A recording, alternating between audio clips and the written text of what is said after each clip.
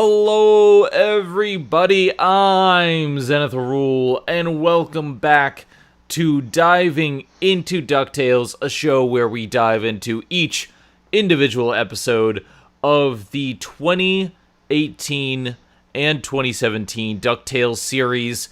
We are now nearing the final stretch. There's only 3 episodes left to cover, and before we dive into the first of these 3. How's it going, Kat? There are pirates in the sky. Oh, wait, hold on. That was last episode. Brigadoon,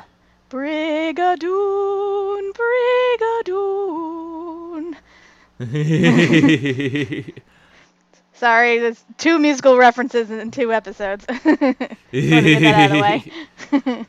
I'm doing good. I'm happy to finally have gotten the last episode up. Again, I apologize to everybody for the delay. That was probably my bad. But yeah, I'm excited for this one. Are you excited? I'm excited. Excited. Excited. I'm excited. Yeah, there was a lot to like about today's episode. But before we get into that, how's it going, Doog? What's going on? I was at a bachelor party this weekend and everything's spinning. Why am I in a castle? Why is there a giant sensor bar over me? You know what you did. Damn it, Doug. Man. At least you didn't end up on the roof with sunburn. So yeah, I do want to quickly get a little bit of things from last week out of the way, since we did a live reaction. Last week we were at Con Bravo up in Hamilton, Ontario, Canada, which is why we didn't have time to record a full episode, but we did a live reaction, and I think it came out pretty fun. We had a little bit of fun with that. However, as you saw, we had issues with copyright and with rendering, so we had to kind of work around it. It's fine now, but yeah, it was delayed a couple days, and for that we apologize. But we did have a lot of fun with the Sky Pirates episode. Just to quickly discuss this, I think last week's episode was great. Sky Pirates had a lot of fun elements to it. Adding Tailspin into the Disney universe canon now. Yay. DuckTales is now canon with we have Tailspin, we have Gummy Bears, we have Goof Troop. What else am I missing? Darkwing Duck. Darkwing Duck. How could I forget? Seriously. Seriously. But yeah, we have this Disney shared universe in DuckTales right now, and I really like that. Sky Pirates was a musical episode. It was a lot of fun. Don Carnage is a fantastic villain. Really made the episode. Overall, I enjoyed it. I don't really have too much to add. It was just it was a very, very fun episode, and I had a lot of time. I had a lot of fun recording it. Oh yeah, definitely. That's why I wanted to do a live reaction, because with all the major episodes we've seen lately, I'm like, oh, imagine if we did a live reaction, it would be priceless. And of course, when I saw this episode was coming up, I'm like, oh, we have to record, it'll be awesome. So I was glad we got to do that. As for my thoughts, because I have watched the episode multiple times since then, I still absolutely love this episode. I love the cheesiness and all the dancing and singing pirates and everything. I love Don Carnage. One thing I didn't get to mention before, but I've heard a lot about it since, is a lot of people are kind of up in arms that Jim Cummings did not reprise his role as Don Carnage. And honestly, I don't think that bothers me, because first of all, they got a legit Mexican-American actor to voice him, because again, they're trying to be diverse and, cast people accordingly. And also, the guy who voiced Don Carnage was awesome. He did a fantastic job. I was laughing every single time he read his lines. And the best part is, he's apparently voicing Paquito from the Three Caballeros, that new show that's going on right now. So I'm really looking forward to watching that once I finally get to it. So yeah, that's my piece. That's my piece on it. Yeah, I do have to agree with that, and I'm almost kind of wishing that we did a live reaction for the Magica episode, but I don't think anything could have prepared us for how big of a reveal that was going to be. So, yeah, I think we would have had to like stop the episode and like process what we just saw. Yeah, we would have had to be like, wait a minute. But yeah, like this was the first time we've actually gotten together in a space in a while. And while I do travel down to New Jersey, every so often, this was just like a perfect condition. We had a week, we had time where we could film, because we were up in Canada. I left the Wednesday, so it was Wednesday to Monday that I was up there. So we had enough time where I wasn't rushing. We could sit down, we could film. And that wasn't the only thing that we filmed up there. I filmed not one, not two, but 3 crossovers in Con Bravo. Oh boy, not even counting the DuckTales stuff. Basically, me, Diamanda Hagen, Omega, and Linkara. We had 3 different crossovers that are going up sometime later in the year, but there's a lot going on, so look forward to those things. I'm not going to reveal what's happening in them. If you've been following me on Twitter, you know, but for those who just watch on YouTube, it's going to be fun. There's a lot of stuff happening. But yeah, we could have done more live reactions, but I think this was just the perfect opportunity for it. Yeah, just for like just for some comparison, again, as you mentioned, we live in Jersey, Zen lives in Rhode Island. That's a good 2 states apart. You know, that's a good day of driving, let's put it that way. Otherwise, we would try and do it more often, but for now, I think this is the appropriate medium. Who knows, maybe one day in the future we might try to do another live reaction if people want it enough. Although it might be hard, you know, because live reactions are better when you don't know what's coming. So, and chances are we're going to be spoiled to hell with everything that's coming out soon, so we'll see. We will see what happens. In the meantime, Mr. Doug, Don Doug, what do you think of Sky Pirates in the Sky? Yeah, I loved it. I thought it was just hilarious. I've lost track of how many times we've watched it now, because obviously we watched it twice. Once for the live reaction, once to, kind of just because. And then I think we were showing Eric the episode, and it doesn't get old. Mm-hmm. It's a fun episode. Yeah.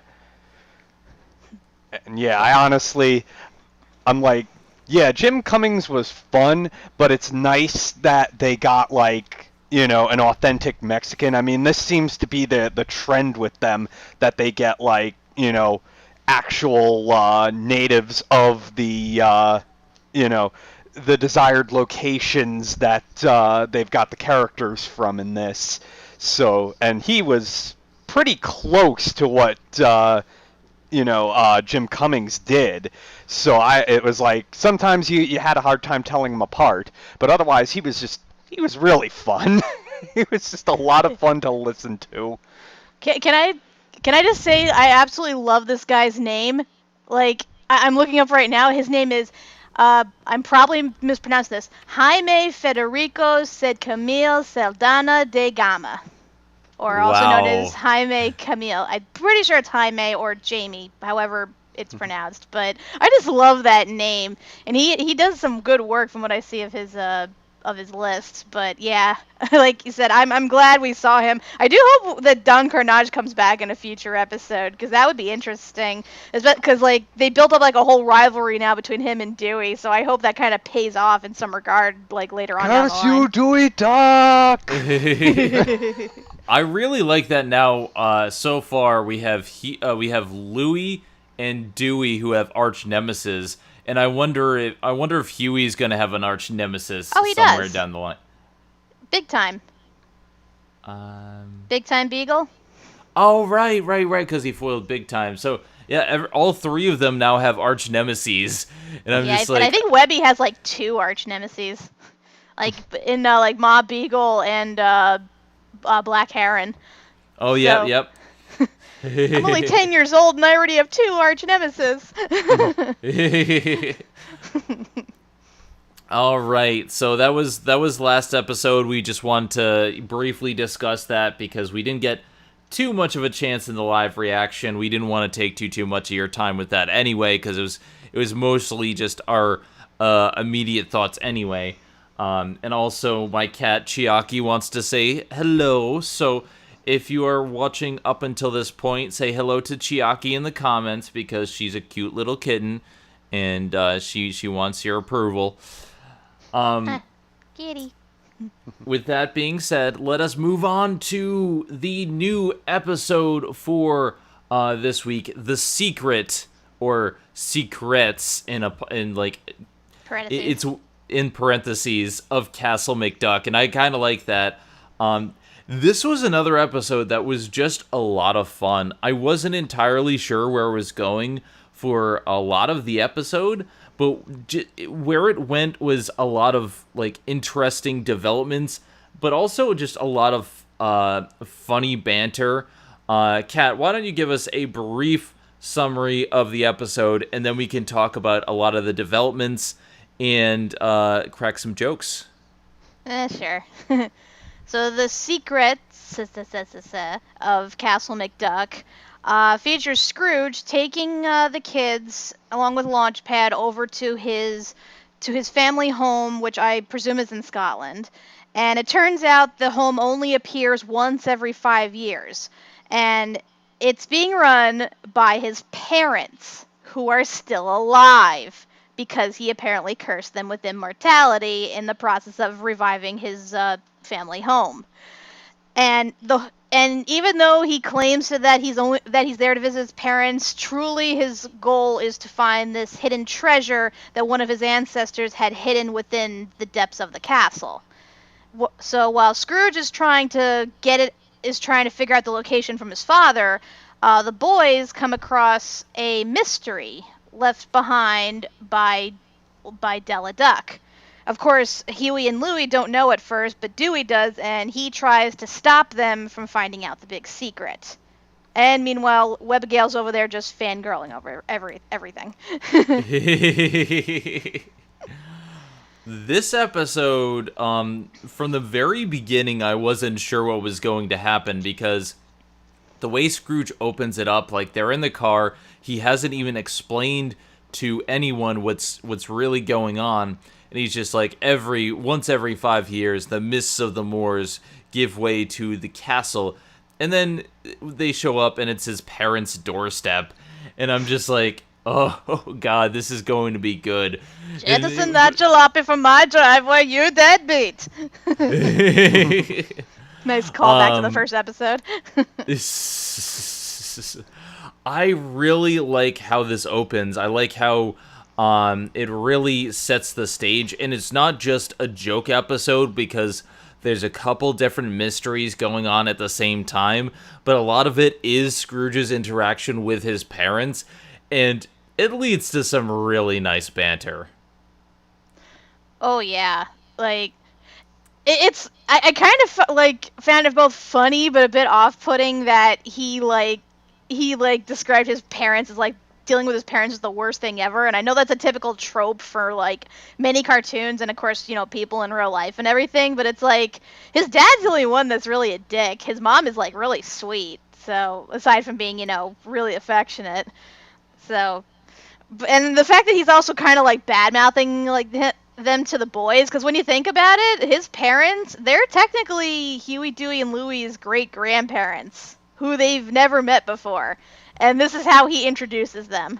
It's like, dude, come on. I mean, they do explore that a little bit. I think they kind of portray his mom as a little bit overbearing and a little bit senile because, you know, she confuses Launchpad for Donald when he dons a disguise later on. So, like, she's supposedly a little bit senile. And his dad is old and grumpy and doesn't like anything that he does, doesn't approve of anything. But I really like the dynamic that they have between these two characters because part of their plot is about them reconciling their differences. Scrooge is there because he wants to find the Templar treasure because one of their ancestors was an accountant for the Templars, which, very interesting plot point. I'm just like, yeah, who would ever thought, like, the accountant for the Templars would just abscond with their treasure and hide it away? Yeah, I mean, there's actually like a lot of lore in regards to the Clan McDuck as well as Castle McDuck. Like, I was looking up all the tidbits and stuff, and like there are so many comics. Like, there's a whole page dedicated to Clan McDuck and like all their shenanigans from back in the day. So, and heck, they even in this episode itself, like, I honestly when I was doing research, I kept screwing it up with another episode from the original DuckTales called The Curse of Castle McDuck. Except in that version, everybody avoided the castle like the plague because they believed it cursed. The reason being is because of a hound that apparently haunts the hallways and drives out anybody who comes near it. It turns out later to be, all an elaborate ruse, of course, but the point is, like, there's references there, and they kind of intermingle a bit with this version, but I do like what they did, though, and I do like all the little Easter eggs you could find if you look hard enough, especially in terms of the clan members that later pop up. Mm-hmm. I like when they mentioned they mentioned Scrooge's grandfather, which I forget. Dirty Dingus. Dirty Dingus, which everyone, like, all the nephews laugh at. I'm just like, Dirty Dingus. Yeah, he was apparently a coal miner, and he was probably more stingy than Scrooge is. Like, to the point where I read in one of the comics, he decided to test his grandson, so he gave Scrooge and his cousin Cyril $1 and waited to see if either one of them would spend it. And of course his cousin spends it right away, so his grandfather punishes him by kicking him out of the house. Meanwhile, Scrooge holds on to it and is praised. So you could kind of see where Scrooge gets a lot of that from. So we learn a lot of their ancestry here. We learn a little bit of the lore of the castle. There's a lot of information being thrown upon us. What do you think, Doug? Oh my God, there's a lot to take in with this, as far as, like, they're just, like, revealing all these family members, and meanwhile, like, Huey, Dewey, and Louie are just, like, cracking up at all the portraits and everything, especially when they see Donald's childhood portrait. But yeah, it's a lot of information kind of, like, thrown at you, and it's just like, I had a hard time, remembering everything, including, like, a lot of the names. But yeah, it's like, wow, that's a lot of lore added in. Yeah, you gotta do some hardcore fucking research in order to get all the references they throw into this one. Oh yeah. I just think it's really good at introducing us to the world a lot better. We finally get a really good look into the clan, into who these people are, into what Scrooge is all about. We get a lot of past history with Scrooge and Donald, and that's a lot of it is background stuff that, like, it's blink and you miss it, but it's all here. And as Webby said, like, this is all of Scrooge's, like, all of Scrooge's history, all of his life is here, and she freaks out the entire episode. Webby is, like, absent most of the episode because she's too busy squeeing, and she's, like, stuck in a joygasm. It's like when you go into your favorite store and you see all the things. So Webby is absent for most of the episode. Launchpad is left in the jalopy. So we have the rest of the episode is split into two different plots. We have the A plot with Scrooge and his father as they try to find the Templar treasure that Dirty Dingus hid. And then we have a B plot as Huey, Dewey, and Louie find a note from Della Duck on the back of a painting, the back of Donald's painting, that is leading to something that they think is another clue about Della Duck. So we get more Della Duck stuff in this episode as well. There's like, this is set back to the standard A plot, B plot structure, but there's so much in between, and there's so much lore dumped here that it can be a bit overwhelming at times, but I think this is really great world building for the show. Oh yeah, definitely. And although I gotta say there's a couple of inconsistencies, and I'm wondering if they were thrown there on purpose. Because, well, first and foremost, we find out that that Scrooge took the kids to the castle without telling Donald. And that there kind of raises a red flag for me, because it's like, wait, why wouldn't he let Donald know that they're going to visit his parents, which are technically Donald's grandparents? Like, why would he not do that? And then you can get to the castle, you see a picture of Donald as a kid, but it's just Donald. You don't see Della. And yet there was a note left by Della. So I'm wondering what is going on here. Because again, the whole thing that went down with Della happened 10 years ago. The castle shows up every 5 years. So theoretically, they could have heard what went on with Della, but I'm wondering if there's something a little bit more to that. Maybe they disowned her. Maybe, I guess so. But it's weird, but then I'm wondering too, like, when did she leave that note? Like, how long ago? There's a lot of questions raised just by the presence of this letter, and I'm kind of with you on this. I think a lot of this was done on purpose because they know that we've been questioning things. And again, the castle only appears every 5 years. The question is, does it have something to do with the castle? Does it have something to do with the parents? It's like there's a lot of questions raised here. Before we go on to the Della side of things, let's discuss the Templar plot briefly, because there's not too much. A lot of it is Scrooge trying to be nice to his father and failing because he wants to know where the treasure is, because apparently the laird of the castle knows where the Templar treasure is hidden. Yeah, to be honest, I kind of don't blame his dad Fergus for being a dick to him, because if I was cursed with immortality and was only allowed to leave the house like once every 5 years, yeah, I'd be pretty pissed off too. Which kind of makes me wonder, how the hell do they get food? I'm sure there's some magical thing to it, but yeah, I can understand, like, because of course you see right from the get-go that neither one of them get along, and it's been stated that Fergus absolutely refuses to tell Scrooge where the treasure is because he believes by doing so it's giving him a handout, and he will only do it if, like, Scrooge is deemed worthy, I guess, valuing family or whatever, which we know Scrooge hasn't done up until the boys started living with him.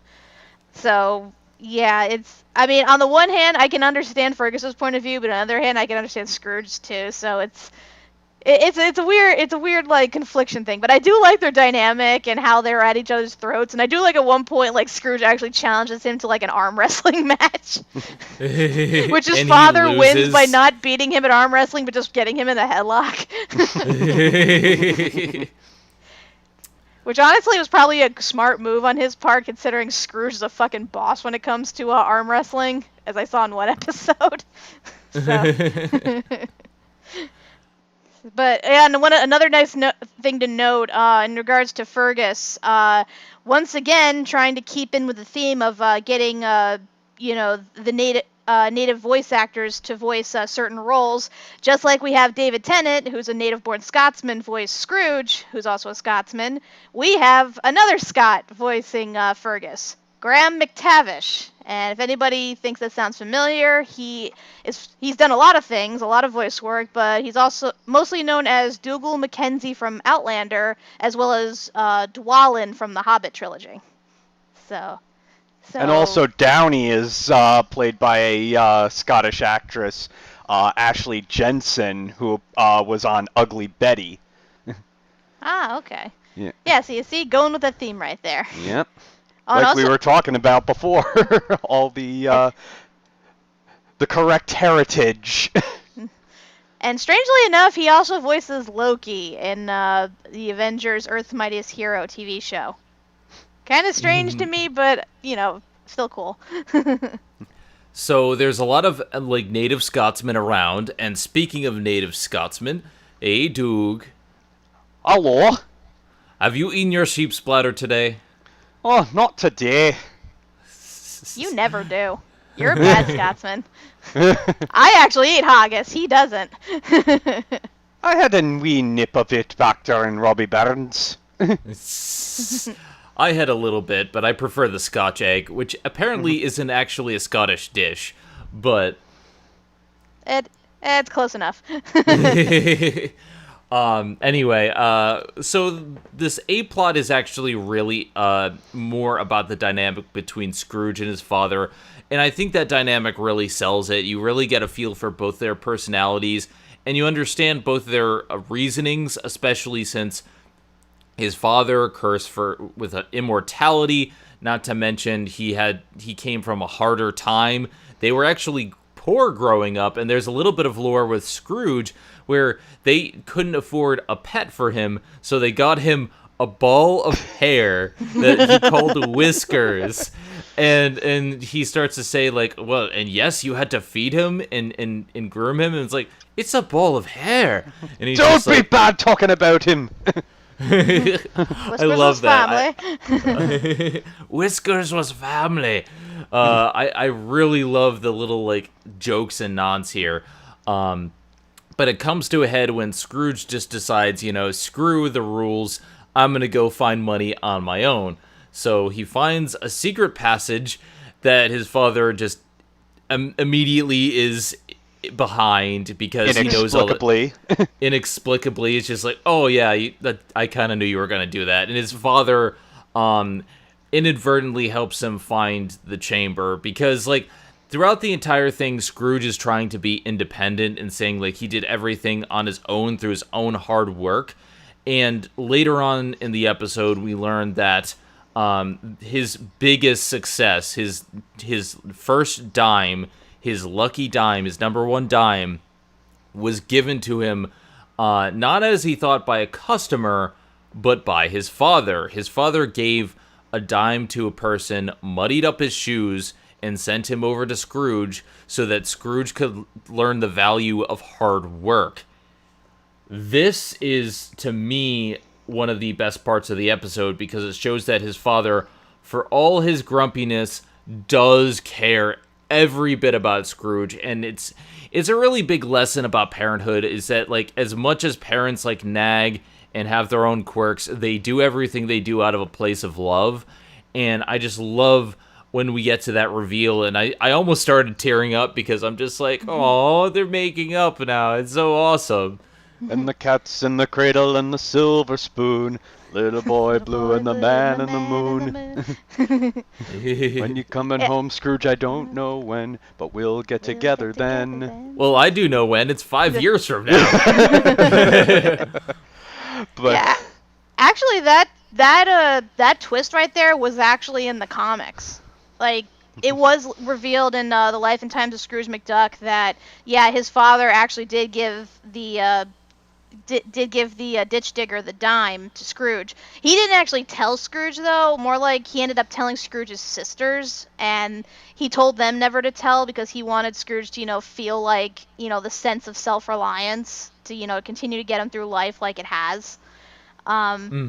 It's at the same time, though, when you think about it, he didn't actually earn anything because, again, he got an American dime in Scotland, which was inherently worthless. So, I mean, on the one hand, it did inspire him to go to America and actually, make it worth something. But at the same time, it's yeah, good on you for actually, giving your son something, but, he can't actually use it. But I guess, whatever, life lessons and whatnot. Hey, it's a mystical, magical dime that Aunt Magica wants, so it's worth all that trouble. Yeah, I did some research on that, because I had been curious about, the number one dime, and the thing is, I keep seeing if there's, any magical property to it, and inherently there isn't, But according to what I've seen about like Magica's motivation regarding the dime, apparently if she gets the first piece of currency earned by someone who made a fortune and makes it into a talisman, it grants her the power of Midas, which allows her to, turn things into gold and thus, make herself rich. Well, I don't know if oddly specific. Yeah, I don't know. I doubt that that's going to be the case with, what they do in this series, because it seemed like the dime means a lot more than that. But I guess we'll see where it goes.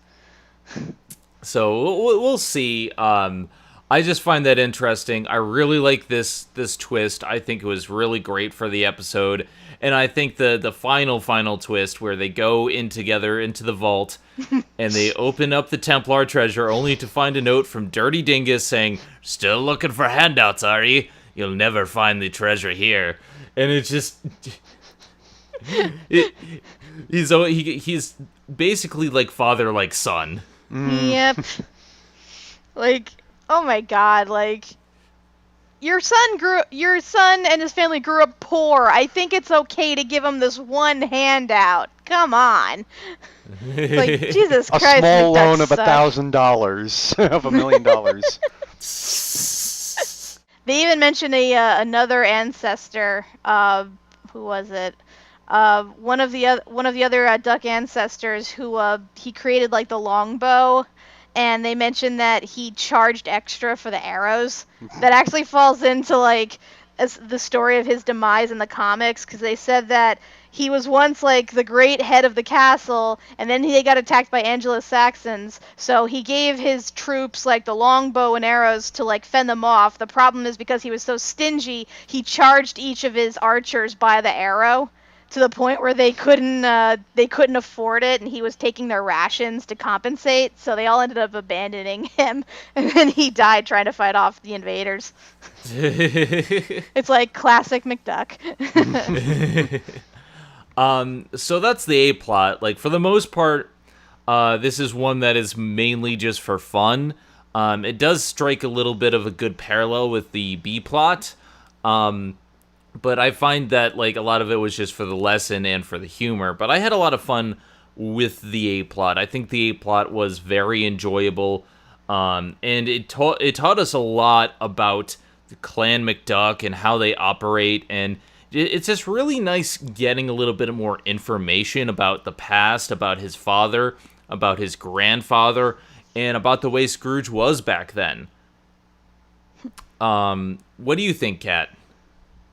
Oh, I love this. Like I said, it's nice to see, him interact with his family, because we did see it for like 1 or 2 episodes in the original, but it's like their relationship like was just fine. It was your typical like, father-son relationship. There was nothing like deeper to that. I do like that they gave them like significant conflict, and you can see just how much in common Scrooge has with his dad in terms of like their stubbornness and stinginess and everything.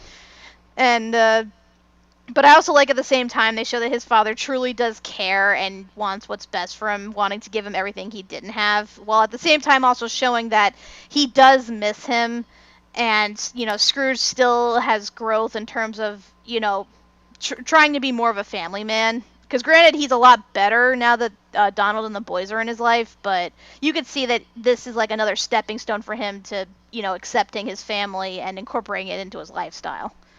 I will say, though, my favorite part, like, technically of the A-plot is him trying to convince his father that he's a family man, so he dresses up Launchpad as Donald and brings him in. And, like, tries to get him to pretend to be Donald. That, I think, was, like, the funniest part of the episode. Oh, yeah, I'm Donald. Quack, oh boy, quack, oh quack. boy. Oh boy, oh boy. I love that. I love that so much. I love when he throws the tantrum. Wah, wah, wah, quack, quack, quack. It's like, I can't tell the difference.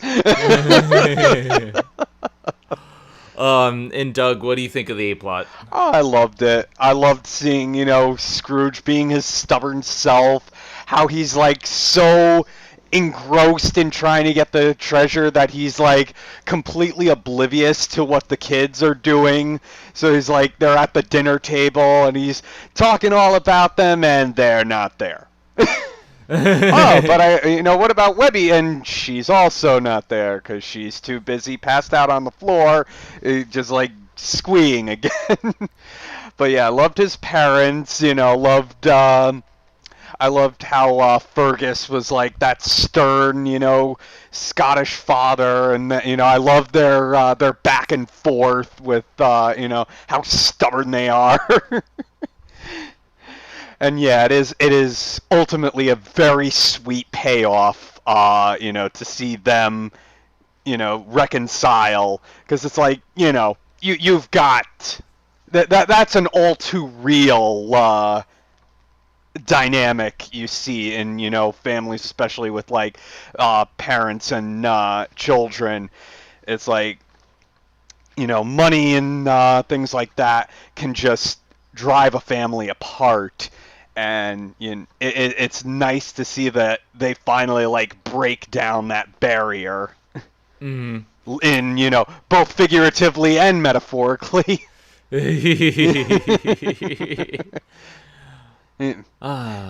now figuratively and literally.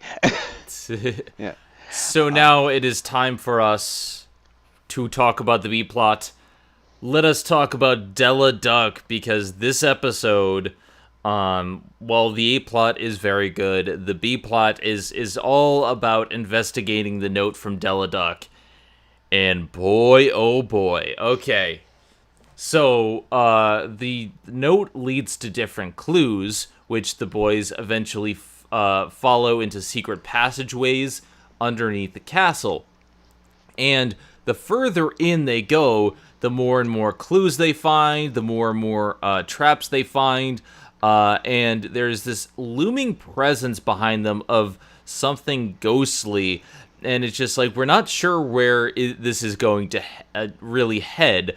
I do like the way they do the notes and the solutions to the mysteries, like find the pure gold key, and Louis immediately goes to the bottom of the pile and finds the one that's actually pure gold, because he knows a lot about gold because he's a con artist. So that was pretty clever, and it shows that Louis legitimately does have some like treasure hunting skills too. Mm-hmm. And the entire time, Dewey is trying to get them to stop going down this route because he wants to do it alone, because he hasn't told them about everything else with Della Duck, which on one hand I can kind of understand because he doesn't know himself, but I don't understand why they'd be upset about, it's kind of a catch-22, because on the one hand I can see them being upset about not getting information about their mother, but on the other hand, they don't seem very interested about finding information about Della Duck themselves. Well, I don't know if it's that they're not interested. It's just, it might have been that they kind of accepted that she's gone, and they are just trying to like move on from that. Live with the fact that they'll never know, and Dewey's like the only one who just like can't accept it, hence why he's been like so gung-ho about figuring out the mystery. Because I mean, think about it, like they've never known her at all, and depending on the type of person you are, like it's the same as if you were an adopted child. Like when you get older, it's like, do you really want to know, or do you not want to know, or do you not care? Like people experience it differently. So, and I mean, when you think about it from Dewey's point of view, I mean, remember how devastated he was, like, at the realization that his mom could potentially be a bad person? He probably figured that's how it was going to be for his brothers, and he wanted to, like, protect them from that. I mean, that's my only, like, way of thinking it. And then, of course, when he does reveal it, and Huey, like, outright accuses him of either A, wanting to get all the, like, glory for himself, or B, like, just trying to cover his own ass, like, I can kind of see that, given Dewey's character, but at the same time, I kind of, I don't know, I don't necessarily buy that excuse as much, and I'm assuming Huey just said that more out of anger. Yeah, I honestly think that a lot of the anger was reactionary, but it probably could have been dealt with maybe a little bit better, like if they had mentioned something in a previous episode. It's not like it was badly handled. I do think it was handled in a good way. I just felt like something was slightly off. But overall, I did like the quest to find out what was going on with Della Duck. The entire time, you have this presence looming behind them. And there's also the ghost hound, which is real, and starts chasing after them. So they're chased into the final chamber where they find a bag with Della's stuff, which is the first real clue that we've had of anything from Della since the Spear of Selene. Yeah, but it turns out to not really be a clue. It was just her jacket and scarf and Donald's hat. It turns out this entire thing was an elaborate prank that Della pulled on Donald Duck, which makes sense. It is consistent with the stuff that we saw in Spear of Selene. She likes riddles. She likes puzzles. She likes pranking, too. She likes pranking. I just can't imagine, even though Donald used to be an adventurer, I can't imagine Donald solving all of these clues. That's probably why, that's probably why, he never found that note or anything. Because, I imagine Donald, would have been used to that. Because, again, the very first picture we see is her, shoving his face in a cake. And then we see when Dewey's looking in the Spear of Selene at, old pictures of her and stuff, that she's, chasing after Donald and Storkules and whipping them with a towel. So he's probably used to this shit from her. So when she stole his hat, he's like, whatever. At least I'm not getting hurt. So all of this was an elaborate prank, but they still have to deal with the Hound. So they all band together and they do kind of a Care Bear stare. They all shout the monster away. But the thing is, it wasn't really them. It was the ghosts of Clan McDuck banding together to scare away the Hound. Yeah, I was curious about that, and I guess the ghosts only show up when one of their members is in danger, but they didn't really do much aside from scare the Hound. I guess they're just there for moral support and intimidation. I don't know. I felt like there was a little bit that they wanted to do with these guys, but they didn't actually have the time to do. But honestly, I think it's fine because we get a little seeds of stuff here and there. They can use that for later episodes. I'm not really too miffed about that. I do like that we got a little bit more about Della, because there is one final thing at the end of the episode that they actually discover, and it actually opens the mystery a little bit more. So the big reveal at the end of the episode is that Huey takes a look at the back of the note that Della put on Donald's picture, and he's just like, what have I always told you? You always rub the back of every single paper with a pencil. It's, Woodchuck 101. And to be fair, this is an old detective trick, because you can actually see the imprints that people write if you rub it with a pencil. So by rubbing it with the pencil, they find something new on there. We're not sure what it means, but it's the date that Huey, Dewey, and Louie were born. It's also the Spear of Selene. And it's also the Spear of Selene, which makes me wonder how she was able to get to the castle when she started this elaborate prank, because we know that, she was, there's a lot of stuff that took place 10 years ago. But did she, go to the castle on her own? I'm so, my mind is racing here, because on the one hand, we know from the library that she had that note about taking the Spear of Selene, but this is an seemingly unrelated note that they found on the back of Donald's portrait. And the clue was on the back of that note. And it's just like, yeah, we know she took Donald's hat at some point, probably in the past. But did she go back and write on the back of that note? How long has this been going on? There's some segments to this that have me questioning. Well, she didn't write on the note. She wrote on what I assume is part of maybe a notebook or something. Because, again, that's like the whole imprint thing. You know, you write on something, it leaves an imprint on the paper behind it, and then you write something else. Because the picture is, you know, it says the Spear of Selene, and it's a picture of a spaceship along with a bunch of dates. So, you know. Oh, okay. Maybe. Did you not see the picture? I did see the picture, but I'm trying to speculate a few different things, and it just like I'm trying to clarify things in my mind. So if that's the case, then she wrote that note beforehand, and this was part of maybe something that she was working on. It could have been a project she was working on before she disappeared, like a spaceship. What if she got taken by aliens? I mean, I would believe she'd build a spaceship. Della was a pilot, so it's you know, it's very possible she could have been working on something. But at the same time, it doesn't really, like, I'm wondering what the significance of the dates were, because she has like a list, and the thing is, you can't really see the year listed. Like, you know, just know that it's in the 2000s. But it's a bunch of, like, random ones, like October 18th or May 14th, or in the big one is April 15th, which is the boy's birthday.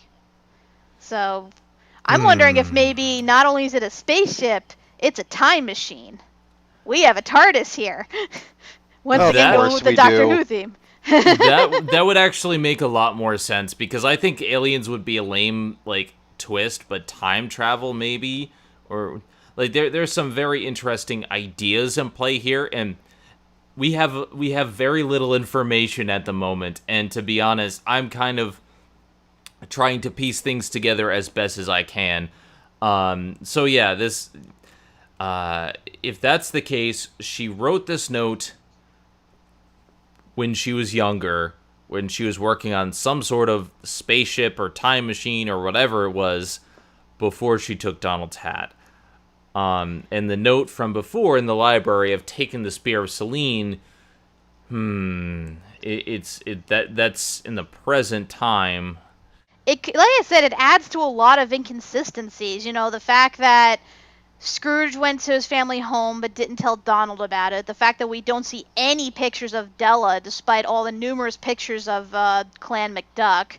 The fact that, you know, she left behind this note for Donald to find, but it must have been at least 10 years prior to this.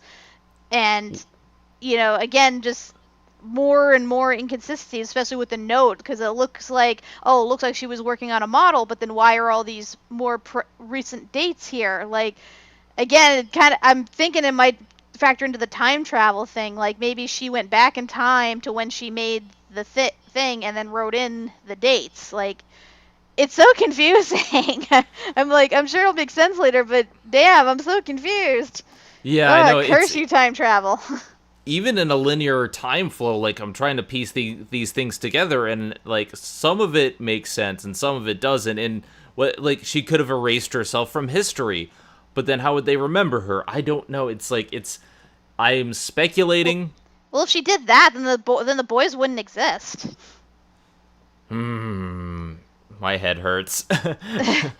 I know. It's like, heck, even like way back in the episode with Gladstone Gander, when he's like talking about his childhood with Donald, again, we don't see or hear any mention of Della.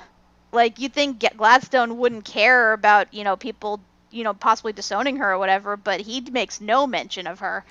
So, yeah, I'm wondering what the fuck's going on. The only people who talk about her are former companions that they haven't seen in years, who didn't know. Yeah, Storkules and Selene are, like, the only ones that, like, really know. And I guess Quackmaster, because she kept that secret room intact. But, even so, like, I want to know what the hell's going on. This is making my head spin. How much of this is putting the library back together? About 50%.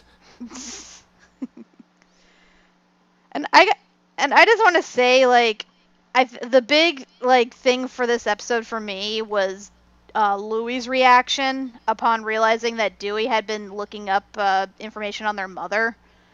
Like, because Louie, of course, he's all like cool and chill and laid back and uncaring and everything. Once he finds out that Dewey had been looking up Della in secret, he actually looks like he's gonna cry. Like, you see him struggling not to cry, and he just looks absolutely devastated that Dewey would keep something like that from him, and I was really thrown off by that.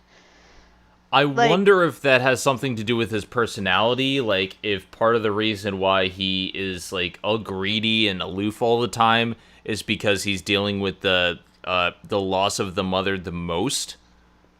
It's possible. I mean, I heard, like, whenever siblings lose a parent, usually the youngest takes it the hardest, typically because, they're babied the most, plus they spend the least amount of time, so they kind of, either mourn or resent the, time that their other siblings got to spend with them, that was cut short for them. So I don't know. I mean, given they're all triplets and they're basically the same age, it's probably not the same deal, but at the same time, I was just surprised by his reaction like that. And apparently so were a bunch of other fans, because when I was looking up the clip in the YouTube, the comments section was filled with nothing but people saying, "Oh my God, poor Louie! I can't stand watching him cry. Damn it, Dewey, you're an asshole." And I'm like, wow. Yeah, it's like making Grumpy cry. Like, this is the thing that really kind of got me teared up, and I think that's what really was well handled about the episode. As much as I feel like they could have done a little bit more time with the plot point, like, I feel like they could have balanced it a little bit more with the traps, but that one scene where he's crying, I'm like, okay, well done. Really well done.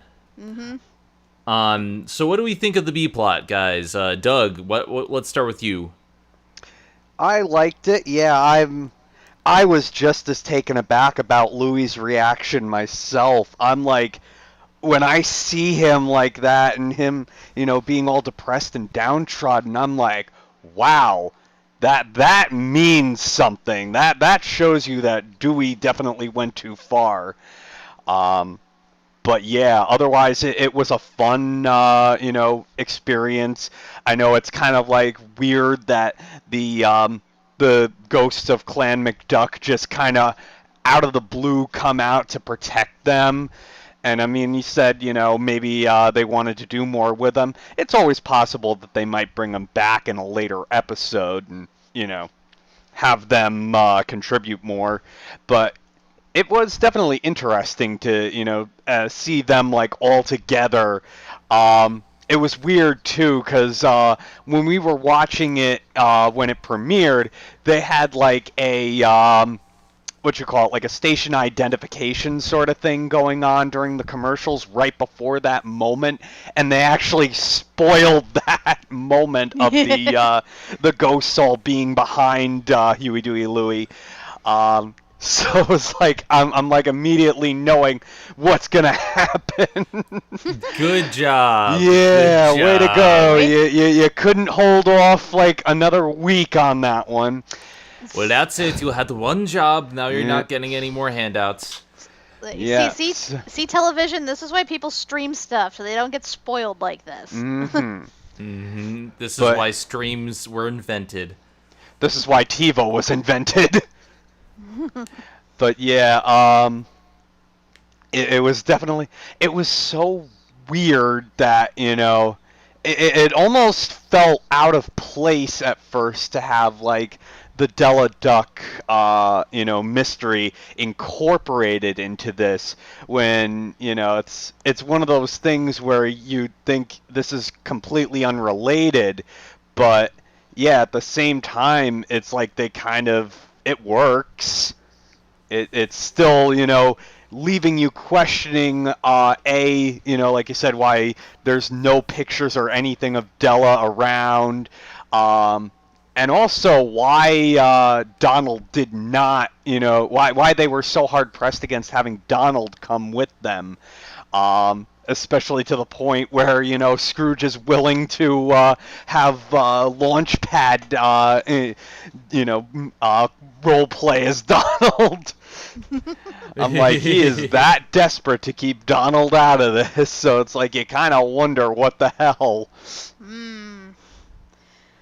I have a feeling all that's going to come to a head in the next episode, because, I mean, again, I'm not going to spoil this because I know you guys didn't see the Comic-Con trailer, but based on what I saw in this episode and based on clips I know we've yet to see for next episode and the finale, I have a good inkling of what's going to happen. So I'm going to tell you right now, it's not going to be pretty. Oh boy. Oh boy. Let's dive into final thoughts then. I'm going to start us off because I've already said a lot. I don't have too much more to add. This is a good episode. This is a really good episode. On the surface level, I think it does a good job weaving together all the plots. The stuff with Della was very intriguing, a lot more than we've gotten in a while. The stuff with his father was really, really great. The lore was fantastic. There was a lot to like in this episode, and even though there were some small issues I have here and there, they're not enough to detract from how much I really do love this episode and how great I think it is. Is it perfect? No, I still think my favorite episode is the previous Aunt Magica episode, but I mean, like, that's just because that was cray. Shit got cray. But we will finally figure that out, I guess, in the future episodes. Anyway, I think this is great. Kat, what do you think? Oh, I love this episode. I love all the background, information we get on Scrooge. And granted, a lot of it already exists, but I love seeing the show's interpretation of it. I love spotting all the Easter eggs and the references and everything. I like that we now know Huey, Dewey, and Louie's birthday, which is April 15th. And that, again, is in continuity because they first appeared in the old animated short Donald's Nephews, which aired April 15th, 1938. Obviously, the nephews aren't that old, but I still think it's a nice nod. And, I love seeing the sort of feud between Scrooge and his father and their eventual reconciliation. I love seeing the brothers exploring the caverns and trying to find the hidden treasure and everything. Everything was just great. And of course, Launchpad imitating Donald. That was the best part. This whole thing was great. It added to the plot. It added to the mystery. It gave significant character background and growth. And it was amazing. And I'm excited for the next one. I can't wait. And Doug McDuck. Quack! Yeah, this episode was really good. Much like you, Zen, I still think at this time the other bin of Scrooge McDuck trumps anything. But yeah, this one, it basically had hit all the marks. It was fun. There's all that intrigue. And of course, just the overall theme of family in this. It's not ham-fisted. It's done in a real way, I guess, aside from, the ghosts coming up and, protecting the triplets from the Hound. But yeah, definitely it's a very family-centered piece. You don't really see, family stuff like that very often. It's usually it's all the dysfunctional family maybe having that one moment or something. But it's it's nice to see, the reconciliation and just the bond of family. And then poor Webby, who was freaking out the whole time, was, she got the short end of the stick because she Downey's trying to talk to her about asking her if she wants to take anything because otherwise she's gonna throw it out. And Webby's just can't talk. She's starstruck. Yep. It's like, well, see you in another 5 years, I guess. You know, love that she was just gonna casually throw away all their family heirlooms. It's like, we don't need this junk. We don't need this junk. So yeah, that was The Secrets of Castle McDuck. I think it's a fantastic episode. Just, a lot of things to like about it, and what few problems that I do have are minor and don't detract from my enjoyment of the episode. With that being said, next time we're going to go with the last one of the last 2 episodes. There's only 2 more episodes, guys. Well, technically 3. Yeah, the finale is a 2-parter. Yeah, technically 3. Yeah, but oh man, next episode, I'm telling you right now, guys, shit's going down. Shit's going down, literally, because the plane crashes. There's this final string of episodes has a lot of really big build up and tension and stuff that's going on. I'm really enjoying everything that's coming out of this last part of the season. So yeah, we're going to watch and see, and we'll see you guys next time. I'm Zenith will Rule. I'm Kat Macberrie. And I'm Dirty Dingus. I mean Doug Macberrie. And we will see you next time when we find a new way to censor Mr. Dirty Dingus McBerry. Stop censoring me! Hey, this is Megami33. Thank you for watching Zenith Will Review. Don't forget to like, comment, and subscribe for more awesome videos. If you like what you see, check out the Patreon page at patreon.com/Zenith Will Review. With that out of the way, I just want to remind you that, Doug, you are censored. There is a gigantic censor bar over your face, even though we can't see it. For the rest of the DuckTales episodes this season, you are now censored. Well. Beep!